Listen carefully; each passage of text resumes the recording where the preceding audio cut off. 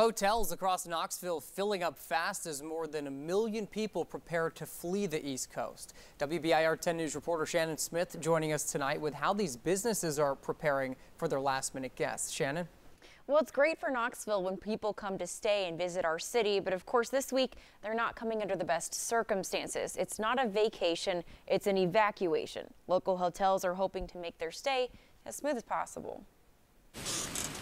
As cars start to drive away from the East Coast, many are making the several-hour trek to Knoxville to take shelter from Hurricane Florence. We are almost sold out at every single one of our properties. Cody Biggs manages 6 hotels in Knoxville and Oak Ridge. People are heading this way. It's bringing a lot of people to East Tennessee, not for the reason we would want them to, but we're finding people that we can help. Mandatory evacuations are in place all along the East Coast as several states prepare for a Category 4 hurricane to slam into the United States. Probably a good 40 to 50 rooms have already probably been booked over the next couple of days, and that's just within phone calls from this morning. Biggs says his hotels are working to accommodate evacuees.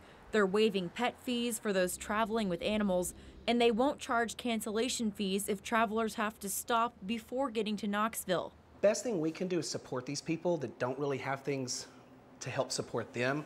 Evacuees from the Carolinas, Virginia, and surrounding areas will arrive in the next 2 days, taking refuge here, hoping to make it back home soon. We're the volunteer state for a reason, so come to Knoxville and let us help you while you're struggling or needing assistance.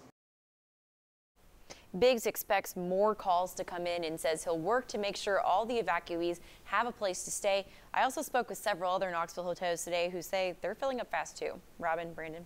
All right, thanks so much, Shannon.